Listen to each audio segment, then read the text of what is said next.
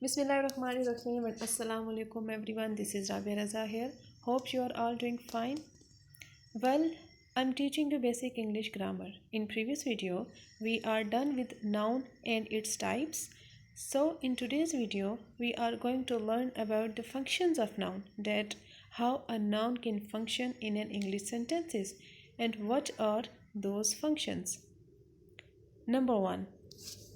Noun can function as subject. For example, Richard kicked the ball over the backyard fence.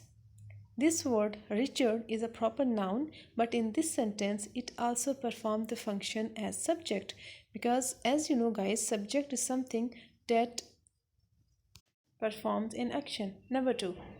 Noun can function as direct object. For example, Maya kicked the ball.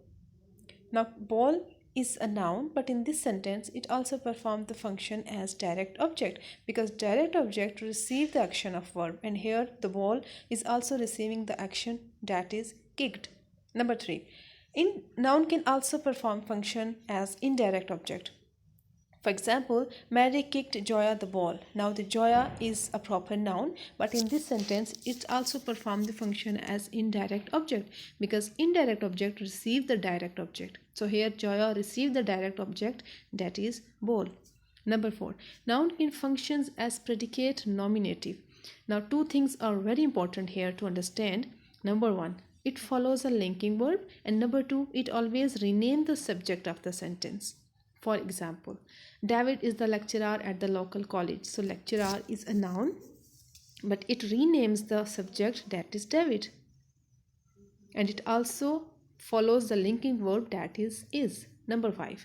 Noun can function as object of preposition. The object of preposition in an English sentence is the last word in a prepositional phrase. So let's look at the example that where is the prepositional phrase.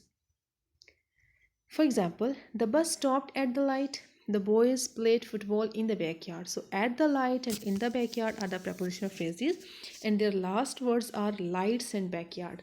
So it proves that noun can function as the object of preposition as well. Number 6. Noun can function as an appositive. A noun or pronoun in opposition to another noun or pronoun can replace the noun or pronoun. So let's look at the example that how a noun or pronoun can replace the noun or pronoun. For example, my friend David delivered the good news to the director of the company. Now the word David is a proper noun and it replaces another noun, that is friend. So it proves that noun can function as an appositive as well. Number 7. Noun functions as objective complement. In an English sentence, the objective complement follows a direct object and renames the direct object. So let's look at the example, then we come to know how it follows direct object and how it renames the direct object. So here's the example. American elected Trump president in 2016. The word president is a noun, but in this sentence, it also performs the function as an objective complement because, as I said earlier, an objective complement follows the direct object and it renames the direct object. So Trump, the word Trump is a direct object, and it proves that an objective complement president follows the direct object Trump, and an objective complement president also renames the direct object, that is Trump. So objective complement president also renames a direct object Trump as president, means it does that American elected Trump as president. Number 8. Noun functions as noun of direct address. In an English sentence, the noun of direct address is used to address something or someone. So let's look at the example. Class, it is time to break for music practice. People, listen to your leader.